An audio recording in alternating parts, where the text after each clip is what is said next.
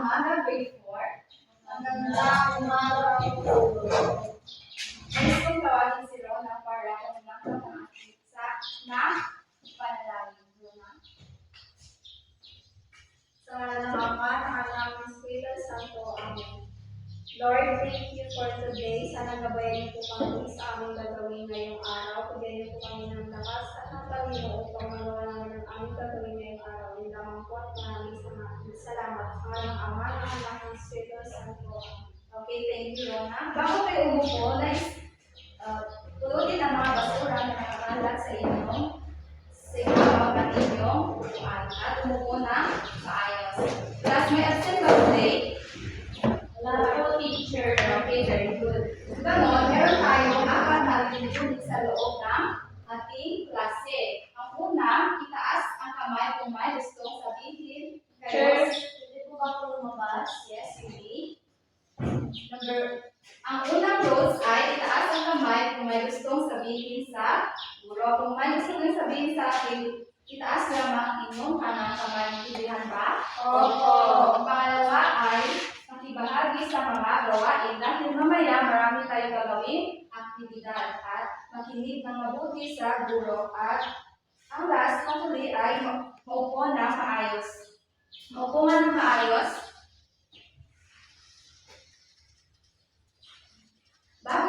Bago tayo magsimula, gusto niyo ba ng maglaro? Opo. Ay mag-stretching or exercise. Okay.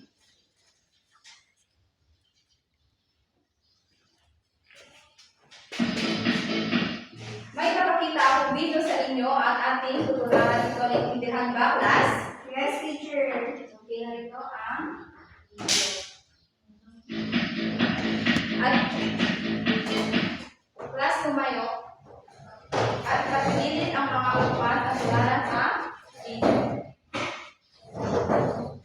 Okay na ba? Opo.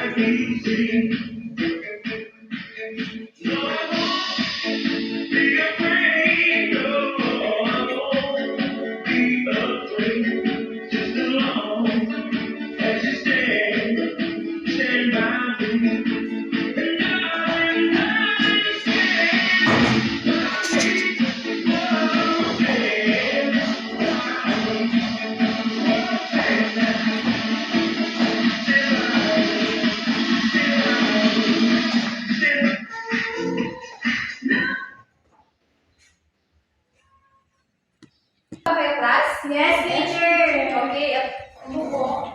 At ngayon naman, as may inahanda ako action song at ako muna ang gagawa at gagawin natin after kong gagawin ito. Naintindihan ba? Opo.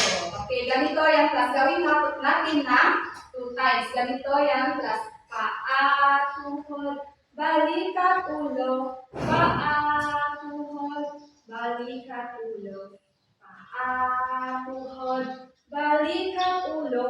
Umadyak tayo at magpalakpakan. Ulit. Paa, tuhod, balikat, ulo. Paa, tuhod, balikat, ulo. Paa, tuhod, balikat, ulo. Umadyak tayo at magpalakpakan. Okay, ganun yun, class. Tumayo nga lahat. Gawin natin ang sabay. 3, 2, 1, go. Paa, tuhod,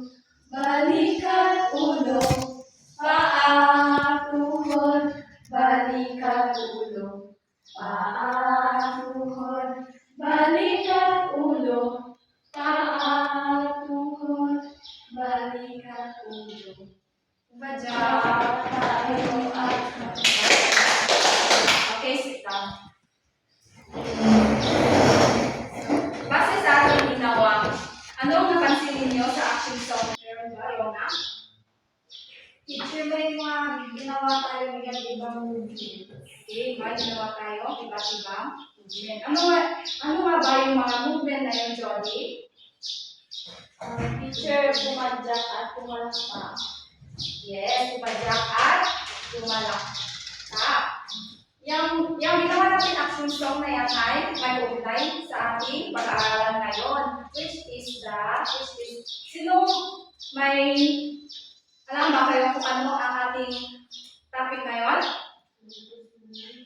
Oh, yes, Sunshine. Teacher, my tooth, my knees. Oh, yes, my tools, my knees, correct. And Brandon, ikaw meron ba? Meron ka bang alam kung ano ang pag-aaral natin ngayon? Ay, wala. Kung gano'n, ang pag-aaral natin ngayon ay non-locomotor movement, stretching, rotating, and balancing. At bago yan, tignan natin ang ating objectives. Pakibasa ang ating objectives. Pagkatapos ng aralin, ang Mga nag-aaral ay inaasahang ipapaliwanag ang galaw sa di locomotor. napapahalagahan ang mga natutunan sa pamamagitan ng pakikilahok sa aktibidad at ay nasagawa ang kilos o galaw na di locomotor. Okay, thank you. Mamaya, malalaman natin kung ano ang galaw na di locomotor at mamaya gagawa tayo ng kilos o galaw na sa paraang di locomotor. At mamaya marami kayong matutunan sa pamamagitan ng nakikilahok sa aktibidad. Tignan natin kung ano nga ba ang locomotor. Pakibasa, class. Tungkol sa mga kilos o galaw na hindi nasasakot ng pag-alis o paglipat mula sa isang lugar. Yes.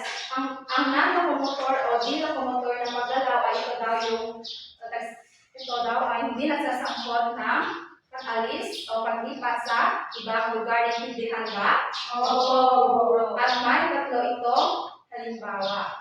Ito ay ang pag-ikot or rotating, pagbalanse o balancing, pag-unat or stretching. Unatin natin ang pag-ikot o rotating. Ang pag-ikot o rotating ay ito ay kung saan ikot ang ilang bahagi ng ating katawan tulad ng baywang, balikat, at ulo. Tulad ng nandito sa picture. Unatin natin sa ulo. Ganito lang yun.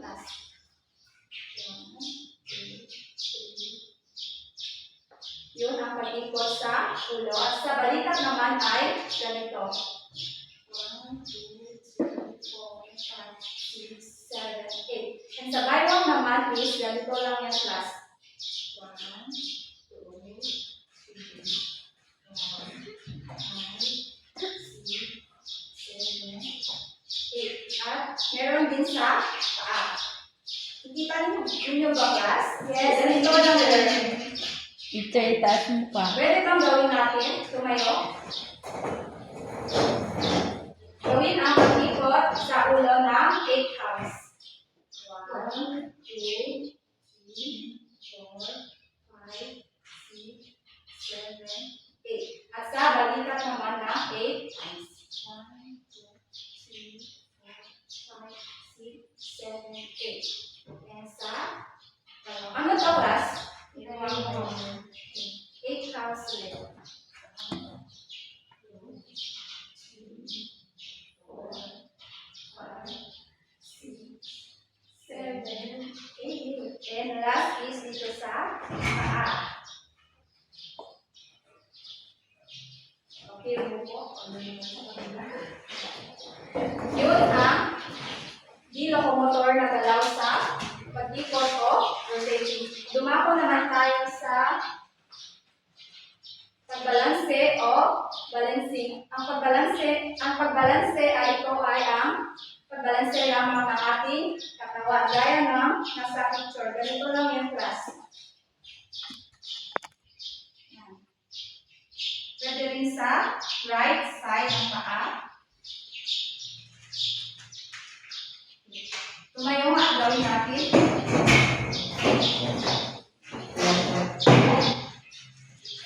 In 3, 2, 1. Nahin natin sa left side.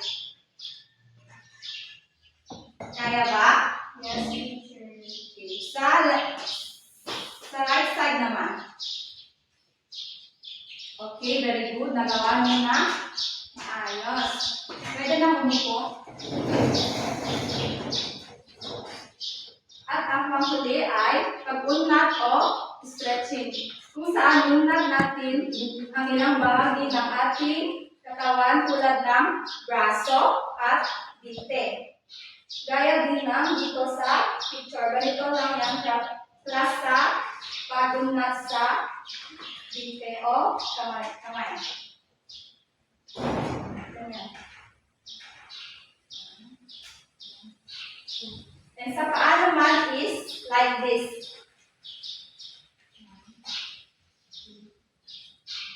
And left side. Nagets ba, class? Yes, teacher. Okay, gawin na natin ulit.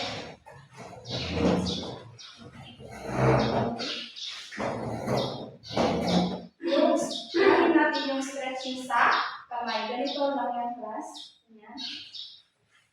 Yan, para maunat ang mga bones. Yan. And sa left side naman is okay. And dito naman sa paa, sa right side. Count lang with hands. 1, 2, 3, 4, 5, 6, 7, 8. And sa left side. 1, 2, 3, 4, 5, 6, 7, 8.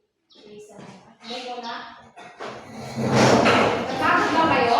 Yes, teacher. Okay, magpahinga na 1 minute.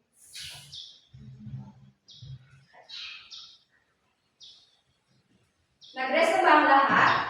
Opo, guro. Kung gano'n, may gawain tayo group activity. Ang group 1, kapangkatin ko kayo sa apat na pangkat. Ang group 1 ay si Kerona, group 2, Sunshine, group 3, Ruby, and group 4 is Brandon. Tindihan ba? Yes, teacher. Okay, narito ang panuto.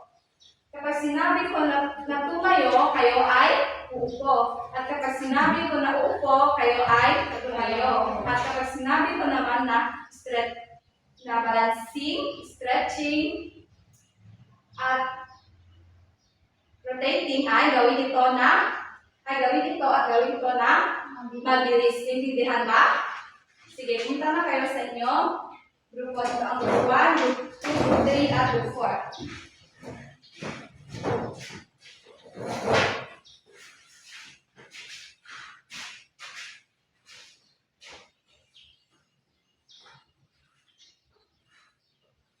At bago yan, may pamantayan tayo. Ang pagkakaisa, 5 points. Kung kayo ay nakakaisa, bibigyan ko kayo ng 5 points. At kahusayan, 5 points. Kung nagawa ninyo ng tama ang ating laro, intindihan ba? Opo. Okay. Stretching. Sa stretching, kahit ano ang gawin ninyo. Kung sa paa o sa kamay. Basta gawin nyo lang ito ng pagbilisan. Understand? Yes, teacher. Okay. Upo. Tayo. Upo. Out ka.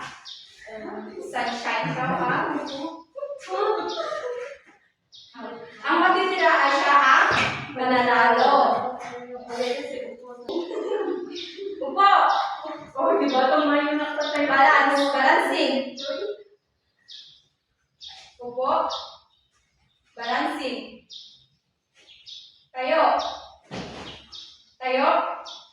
Upo. Tayo. Kasi hindi mo nagawa na mabilis. So, dalawa lang ang natitirang grupo. Tayo. Tayo. Upo. Balancing. Stretching. Rotating.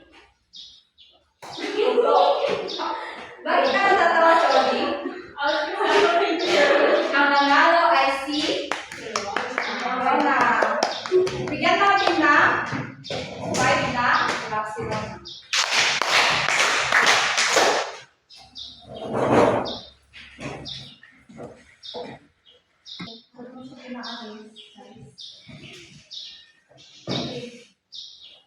Nag-enjoy ba kayo?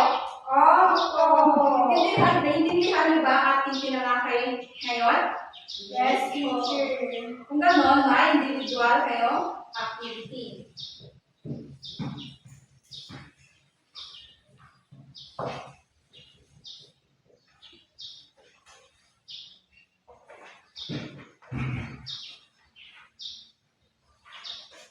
Ang panuto nito is choose the correct answer.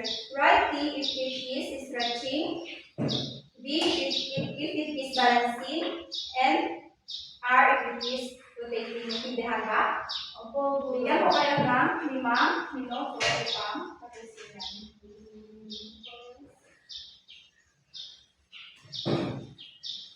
Picture na po na po.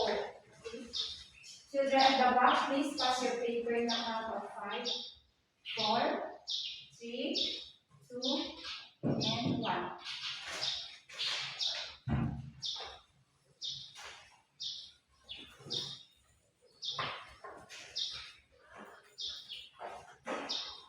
Okay, para sa inyong creative activity, gawin natin ito nasa video. Tularan lamang ang nasa video. Understand? Yes, teacher.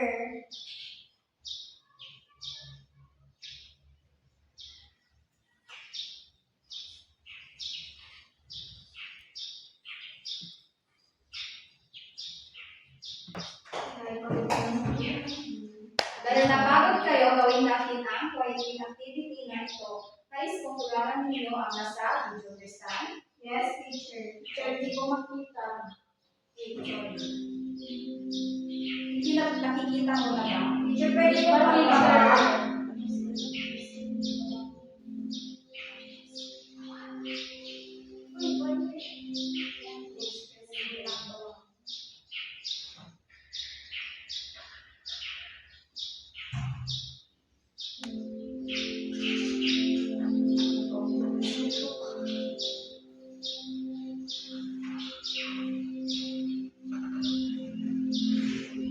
Teacher, paki-center po. Di ko nakikita.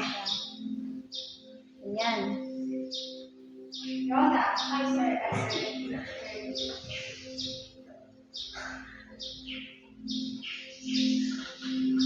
Si Rona po yan, teacher. Slide ka lang. Hindi, sila na yan. Sima. Teacher, nakita ko sila ito ng pag-ganyan. Saan, Rona? Sa bahay nila. Ginagaya yung mga... Totoo ba yun, Laika? Di po, ay, opo, teacher, nag-stretching ako, pero yung monkey dyan, si Rona yun.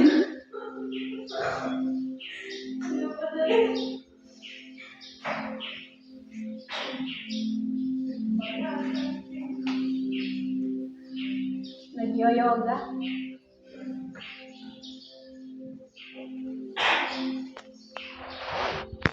Teacher, may tinutulong si Sunshine.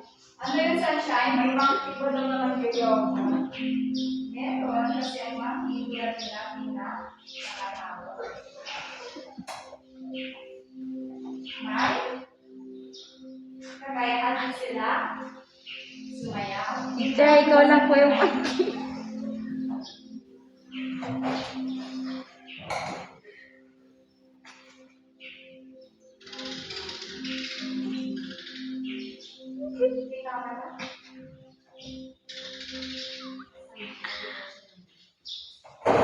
Gusto niyo ba umuwi?